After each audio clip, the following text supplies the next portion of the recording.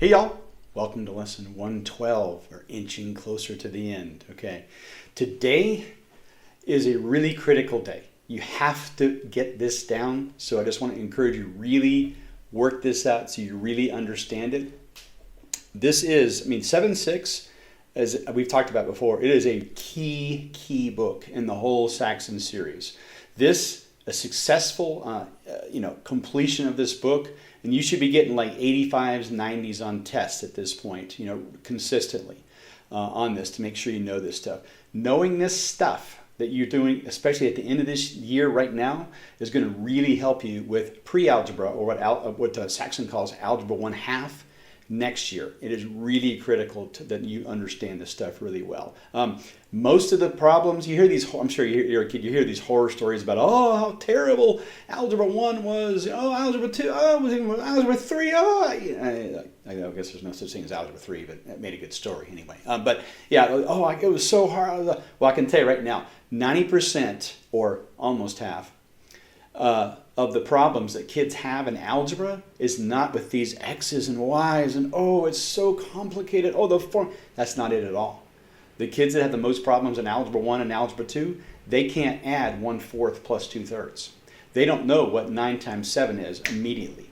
They don't know what 13 minus 5 is immediately. They don't know what 72 divided by 8 is immediately. So they sit there and they're thinking, okay, and then all of a sudden 3 minutes go by, and they've been going on their Saxon math for an hour or whatever, and they're still on problem 7, and then they go, oh, Saxon's terrible, it takes it. No, the problem is that you haven't learned your times table. So if you need to do this and make sure that this happens, just make sure that you're really doing those, especially at the beginning of each of these 7-6 chapters. Make sure you're doing the warm-up problems. Really helpful. Okay, and if you need more help on doing that in your head, those kind of things in your head, go to my free math class. Go to homeschoolpartners.net/math and go do the free 14-week class on math tips and tricks. But really, when somebody says to you 14 minus 8, you should 6 immediately.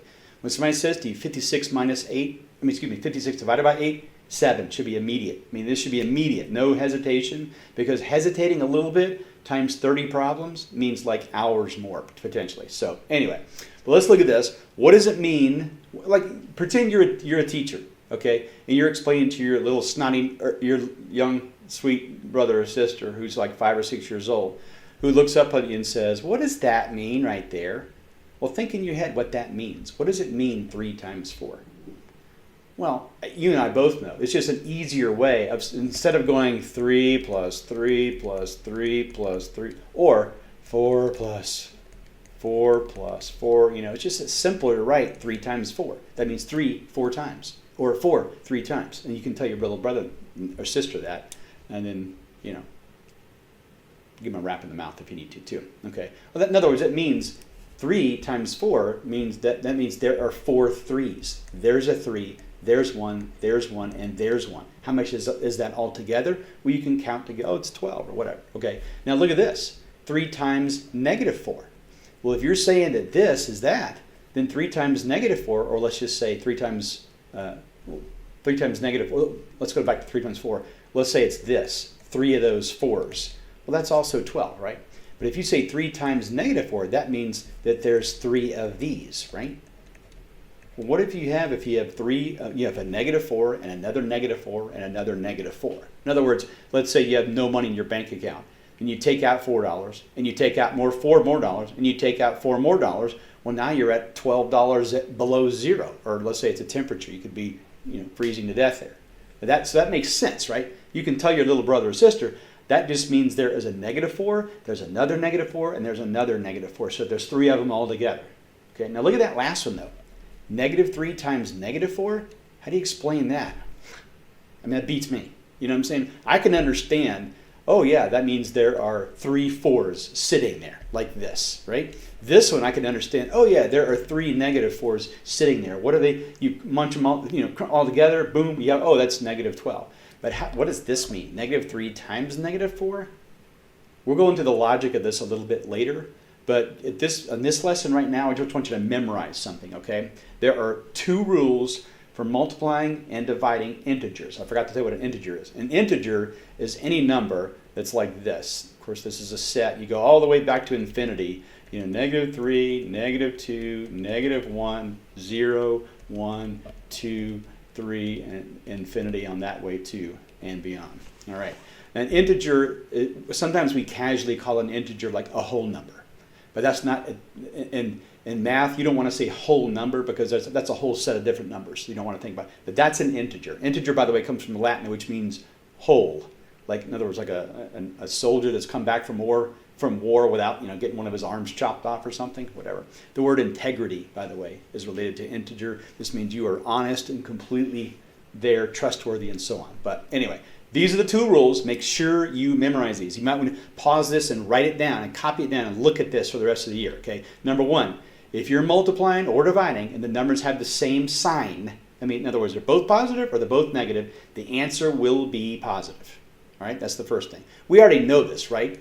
In other words, what's 3 times 7? Oh, 21, right? That's a positive 3. That's a positive 7. It's going to be positive 21, all right? So if you're dividing or if you are multiplying, doesn't matter. If both of the numbers have the same sign, then the answer is positive. Here's another example, right? Let's say, like a minute ago, we just said 3 -4s gives you -12, right? Well, let's do this problem. -12 divided by -4. Those both have the same sign, right? Just like these are both positive, this -12 and this -4 are both negative.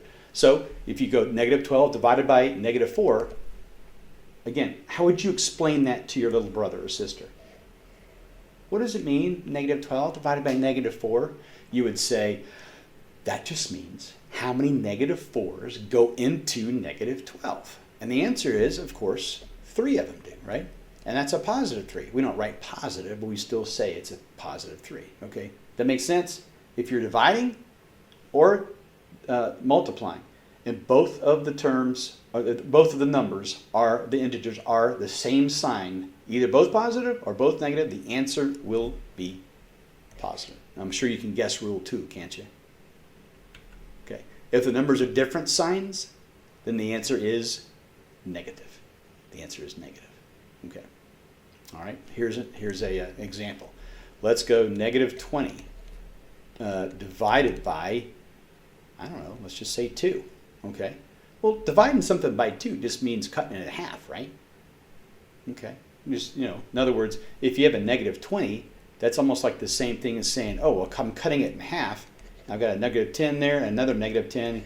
You mash them together, that gives you -20, right? Well, obviously the answer is -10. Well, you know, that's a negative number. So these are different signs, though. That is a negative, and that's divided by a positive, so it's going to be negative. Okay, now if I did something like 5 times -3, you could explain that to your little brother or sister, right? What's 5? What does that mean, 5 times -3? Well, it means that there's a -3, there's another one, there's another one, there's another one, there's another one. Okay, there's 5 of them altogether. Well, if you add those all up, you're going to get -15, right? So this is a positive, that's a negative, so you get a positive times a negative is a negative, just like the rule says. There we go, and that's it. You will use this rule for the next literally 5 or 6 years if you take college math as well.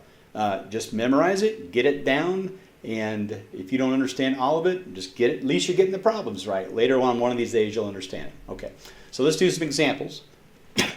And remember the rule. Okay, a positive times a positive, both numbers are the same, so the answer will be positive. We already know 8 times 4 is 32, right? There we go.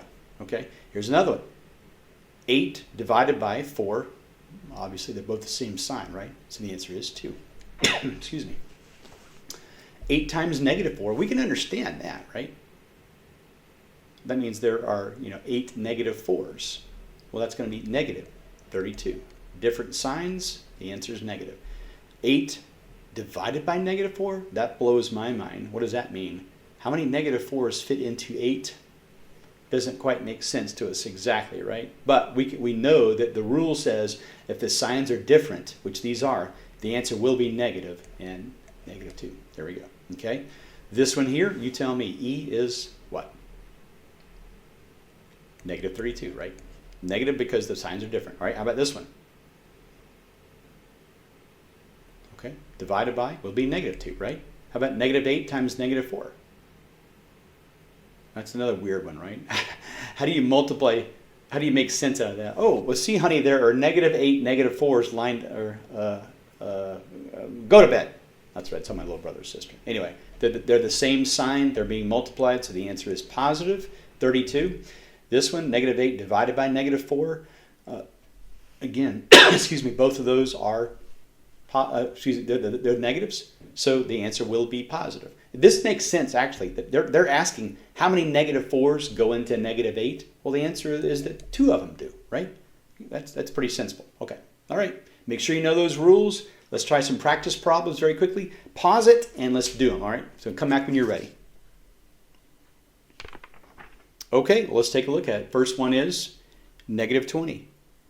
Opposite signs, be negative. B will be 20. You don't have to understand what it means. Well, there are -5, -4 is sitting there. Don't worry about it. Okay, same signs. Answer is positive. C is also 20, right? Obviously.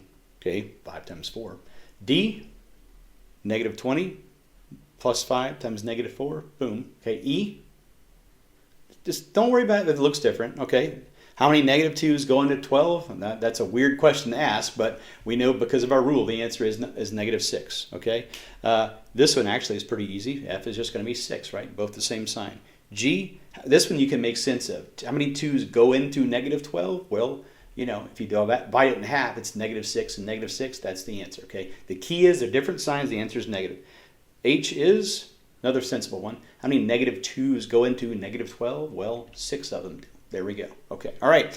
Memorize those things. Get them down. Think carefully about getting the answers right today on the problem set. Don't worry about being really speedy on these yet, unless you're already used to these. Just get them right. Take a little bit longer and get them correct. The speed will come after a while, so it should be there. All right. Have a great day. See you next time for 113.